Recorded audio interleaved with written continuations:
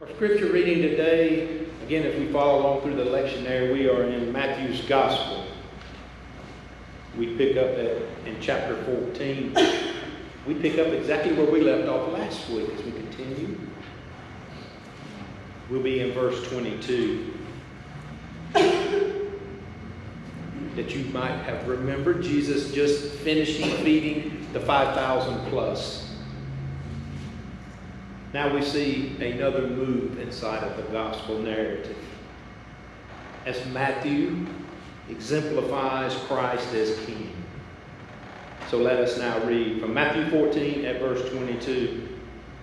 And straightway Jesus constrained his disciples to get into a ship and to go before him unto the other side, while he sent the multitude away. And when he had sent the multitude away, he went up unto a mountain apart to pray. And when the evening was come, he was there alone. But the ship was now in the midst of the sea, and tossed with the waves, for the wind was contrary. And in the fourth watch of the night, Jesus went unto them, walking on the sea. And when the disciples saw him walking on the sea, they were troubled, saying, It is a spirit, and they cried out for fear. But straightway Jesus spoke unto them, and saying, Be of good cheer, it is I, be not afraid. And Peter answered him and said, Lord, if it be thou, then bid me to come unto thee on the water. And he said, Come. And when Peter was come down out of the ship, he walked on the water to go to Jesus. But when he saw the wind boisterous, he was afraid and began to sink. There he cried, saying, Lord, save me. And immediately Jesus stretched forth his hand and caught him and said unto him, O thou of little faith, wherefore did thou doubt? And when they were come into the ship, the wind ceased. And they that were in the ship came and worshipped him, saying, Of a truth, thou art the Son of God. This is the word of God for us, the people of God. Thanks be to God. Thanks be to God.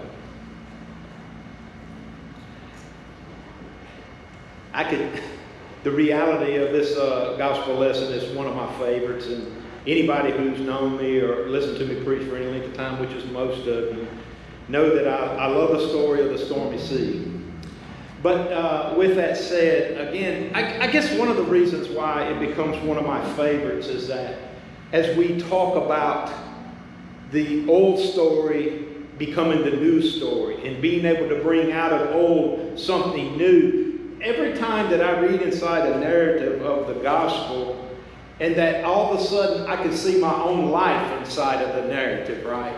When it all starts to click and make sense about my own experience and my own faith walk with God, then it nurtures me even more. So therein I find deep meaning in this gospel lesson. I think it encompasses all that we need to know about Christ inside of this stormy sea lesson.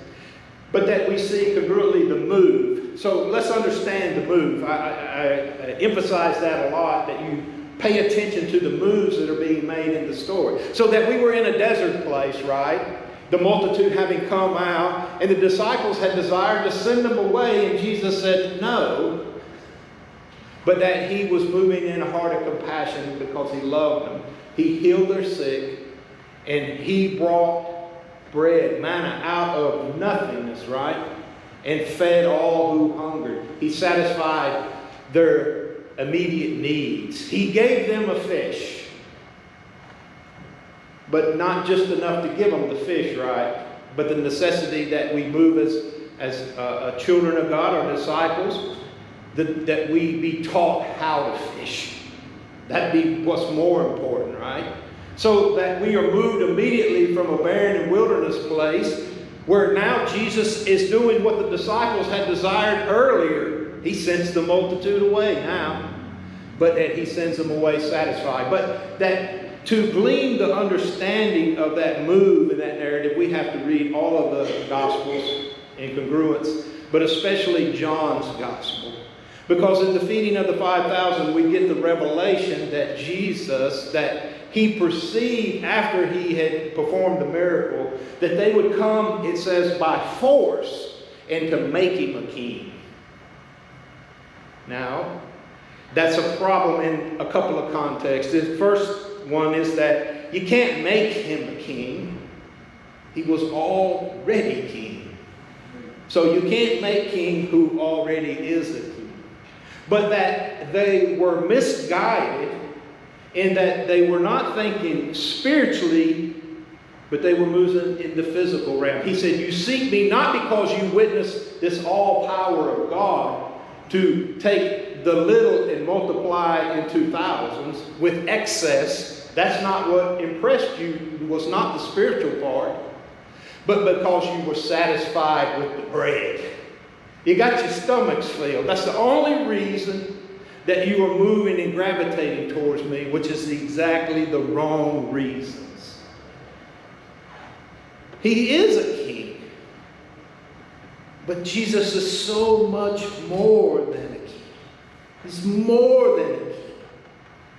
And that is the narrative move. He only has a limited time.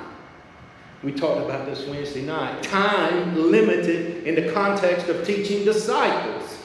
So, but that it becomes necessary in the weightiness of only the little bit of time that he's been given to teach these disciples these simple facts, that he is more than just a king. Much more. But that he moves not only in the realm of miracles and being able to affect someone's health or to bring bread, but that he's able to control even that of the wind and the waves. The power of God in and through the kingdom of all of God. And that includes his creation. But to demonstrate this, then comes necessary the test of the disciples. But that Jesus constrains them to get into the boat. That they then go to a different place. He sets them out alone, which again, naturally, he had to constrain them. They didn't want to do that. They, not unlike everybody else, wanted to remain there with him.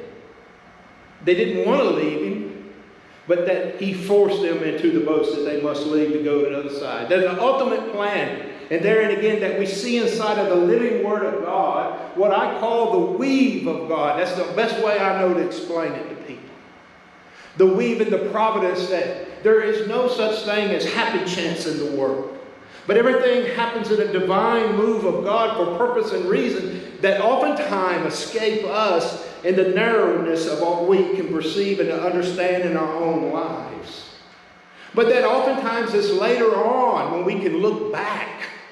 And looking back, then we can see the tapestry, or we can see the finished product of all the adversity and the different circumstance and the people that God's brought in and through our lives, including the storms that we've experienced in our life, that then brings us to the place that we are today. To have a profound faith, to have a strong and abiding faith, to have, and the expression that I love to steal from the Apostle Paul, to find hope against hope. Paul spoke those words in context of reminding the church at Rome about the faith of Abraham and that of Sarah and the promise of God of a child, but yet their age. They were beyond the possibility of having children. It was an impossible circumstance. So how would God fulfill a prophecy when it was no longer possible? But Paul says resolved. Abraham had no clue how God would do that, but he hoped against hope in knowing that God could perform and do exactly what he said, irrespective of my own circumstances and what I see in front of me as impossibilities. God can do what we can't do.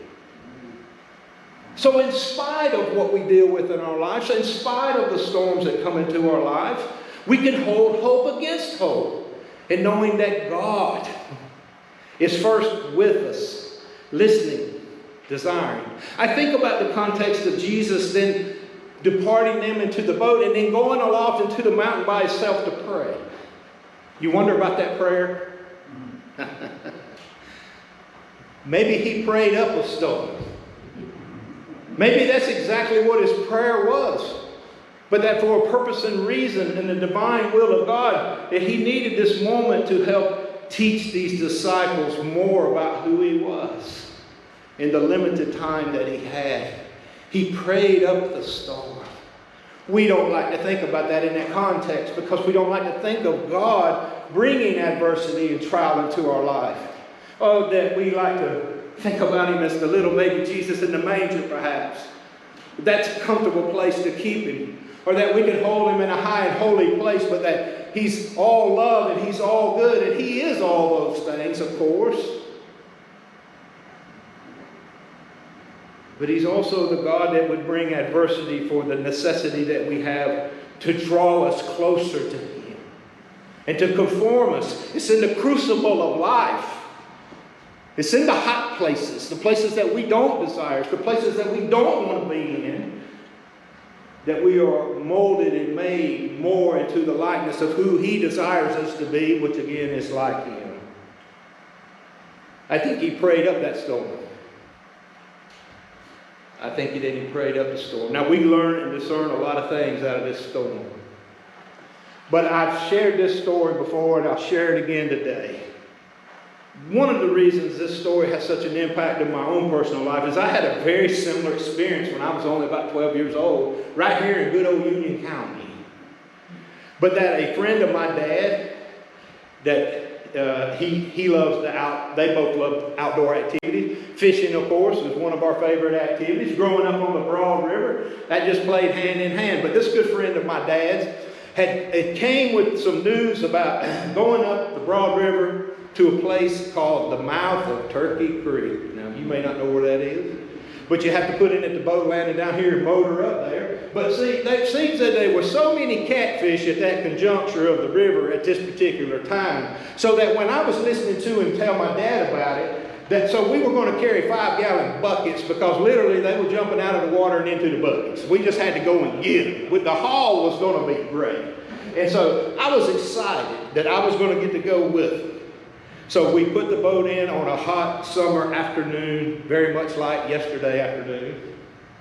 And as we headed up the river with the excitement and anticipation, rod and reel and bait in hand, when all of a sudden an old dark cloud started rolling right up the river. Now, if you've never been down on the water when one of these even thunderstorms move through here, I'll tell you what, it is amplified inside the confines of that river channel. Those large trees on the banks on either side. But so as those dark clouds darkened up and the wind began to blow, yeah, I was getting nervous. But not until when the thunder began to roll down that river. Just boom. Then came the lightning. At that moment that the lightning came and the rain, you could smell it and see it coming from the direction that it was moving in. We quickly made a good decision of about face to head back to the way we come. We abandoned the fishing trip. We just hoping to get back to the land. But we didn't escape the storm. Boom! Lightning, the wind, the rain. It just overwhelmed us in that. I was only 12 years old, folks. Let me tell you, I was scared. I wanted off that water, and I wanted off that water now, but there's nothing that we could do. But we had to, as fast as we could motor, we still had to endure the storm. So petrified and feared, you know what I did? Man, I was doing some praying on that water. I can tell you right now, I quickly came to prayer on that water. I began to pray, Lord, oh, please, just let us get back to that boat landing, Lord. Please, I don't want to get struck by no lightning out here. I mean, I was begging, and all that I had in my heart, my 12-year-old heart, I was praying it for all that I had in me. When I ran out of prayers, I started singing. I did any and everything I thought I could that I might impress the Lord to show me some mercy that day. But just to show you the intensity of what fear can drive you to. It'll cause you to quit looking this way and to look that way, I promise you, so that I identify with these disciples. I identify wholeheartedly. But then I learned later on the purpose of the storm was not to bring fear, but to cause me to rely and to look up to God. It was to grow my faith. Therein the purpose that we see these disciples out on this sea. But that Jesus had constrained them and sent them there but that he had announced before they even left the shore that their destination would be the other side. We miss that part in the story all the time. He had already pronounced before they entered into the difficulty of this trial the results of what they were going to do. You're going to the other side. Failure was never in the cards. But certainly there was the storm. So that they were in the ship in the midst of the sea, tossed. The wind was contrary. That wind could be a scary thing. You know, the thing about the wind that I observed in this week with the three some pretty straight line thunderstorms that moved through our area. I got a lot of trees in and up around my house and down my driveway. When that wind whips in big old oak trees, you know, it's an awe thing to watch those trees bend and wave and shake. But I'm noticing the results of that. The good strong limbs, why, they can take it. But them old dead limbs, it blows them right out and they land on the ground. It's amazing how many old dead limbs is up inside one of them big trees. And that storm after storm, they just keep coming. I have to go out there and pick them up all the time. So, but then the contrariness of the wind, that it blows out and makes strong those anchored in faith. But the old dead limbs will be found laying on the ground. Well, so that they found themselves in the winds, contrary. But that of the fourth watch of the night, notice that. It's important. The fourth watch includes that there had been, there's the first, watch is 3 hours. So from 6 p.m. to 9, from 9 p.m. to midnight, from midnight to 3, and then from 3 to 6 would be the fourth. So this had gone on all night long. It had been going on a while. So it begs the question, but that Jesus, having full knowledge of their circumstance, why did he wait to the fourth watch? Why not address it in the first watch when it first started? Why not jump in at the second? Why allow them to go on inside of the struggle when he held the power and the authority? He could have walked out there at any time. But he waited. He waited. Why did he wait? I've asked that question. Maybe you've asked that question inside of your own circumstance, of your own storm in your own life. And when you're praying for relief, you know that they had reached a point of prayer before the fourth watch. Maybe even in the first, like my own self, but definitely by the second watch, they're praying now. But then the third goes on and the trial's extended. But it's not until the fourth watch that he reacts. Because of the necessity again. Because of the endeavor of our own desires to look within our own selves. We have to extend all of our own resource. We have to become to the end of our own strength. We have to reach the end of our own ropes before we can fully look to God. As long as we can discern and see a way within ourselves, that's the rope we're going to grab for. As long as I think I can fix it, I'm going to keep struggling. But I promise you, by the end of the second watch and the third watch, but for sure when the fourth watch comes around, you're going to find yourself completely exhausted.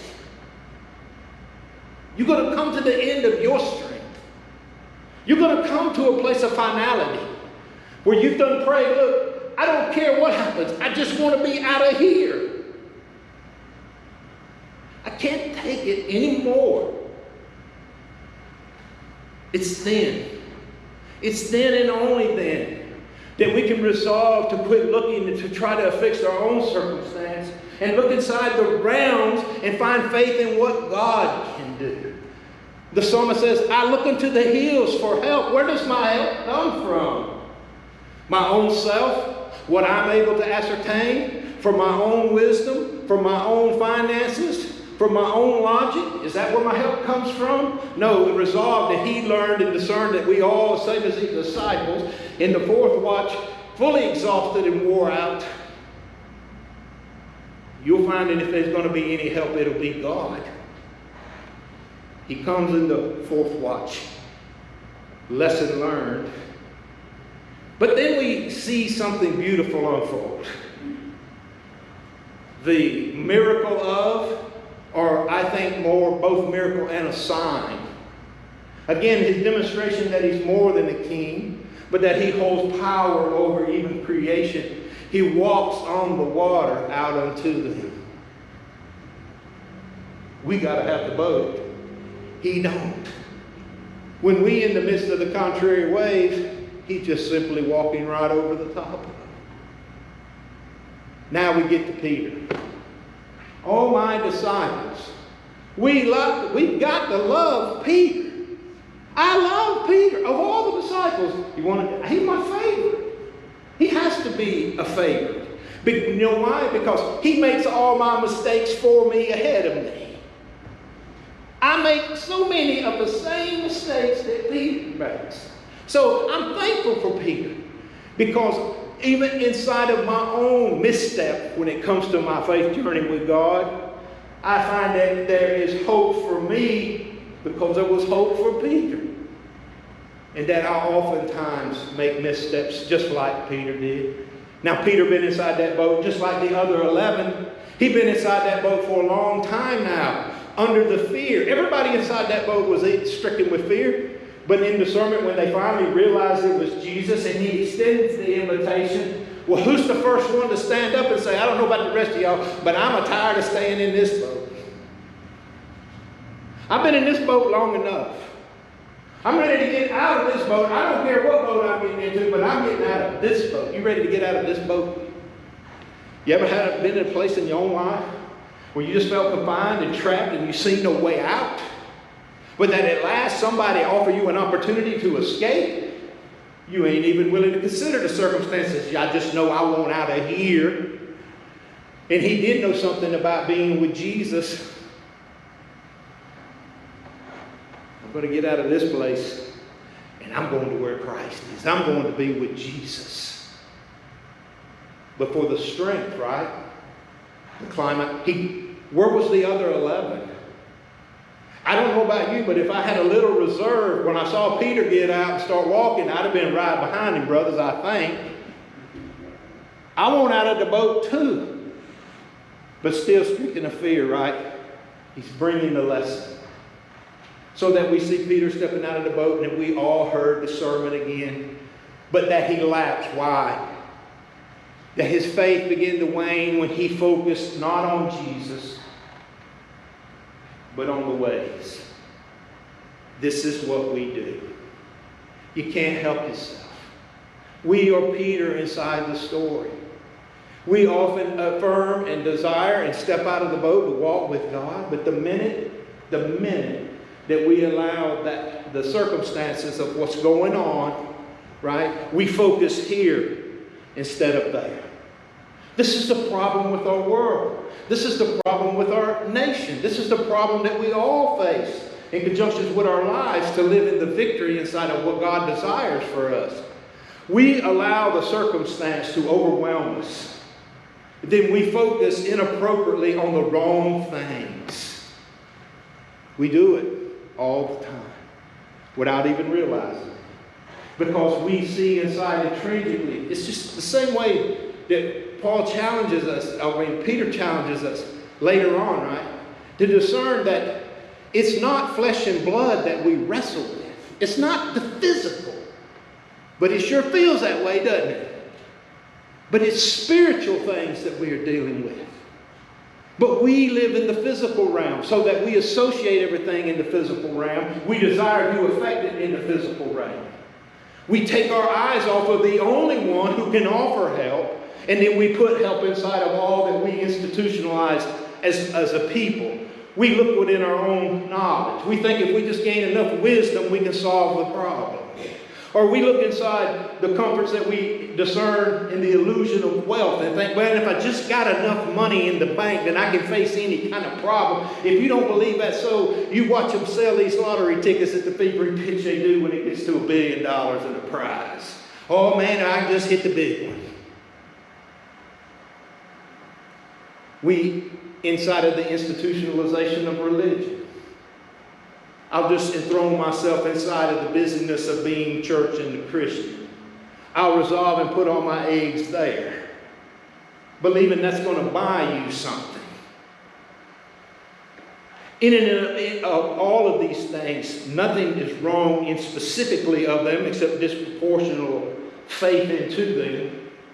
But the point of the story is this: when he redirected his focus off of Christ, that's when all the problems came. So the solution to all the problems is to redirect the focus back to Christ. Oh, we get busy, we're going to fix things, we're going to make things right. Another institution that we put all our eggs into is politics. Oh, that we can just pass some more legislation. We're going to fix things. We might affect things, but if we fix things, we redirect our focus away from God and onto self, then we find ourselves sinking. Back into the muck and the mire, minus the boat. But the beauty of the story is that when he found himself in distress, he quickly reached out. And where did he find when he called to Jesus? His hand was sitting there outstretched, just waiting. Just waiting. That's all. Just waiting. Patient. Loving. Hopefully. Desiring. Seeing you struggle. Calling. Longing. And all you have to do is acknowledge it. That's all. And then the wind subsided and the boat arrived to the other side. Just where Jesus said it would before all that happened. What manner of man is this? Why, he's not a man at all. What manner of king is this? Why, he's much more than a king. That even when in waves command, he is the Son of God. He is the God. Where's your focus? Where's your desires? Have you misstepped? Are you living in the fourth watch of the storm? The invitation is there, and the outreached hand waits. It's a decision. That's all. It's just a decision. We live inside the conflict of our storms, bound by our own boats, when all we need to do is make a different decision. God's waiting. Do you love Him? Have you fought long enough? Call Him to Him. Be saved today. We'll conclude the service. We'll stand and sing.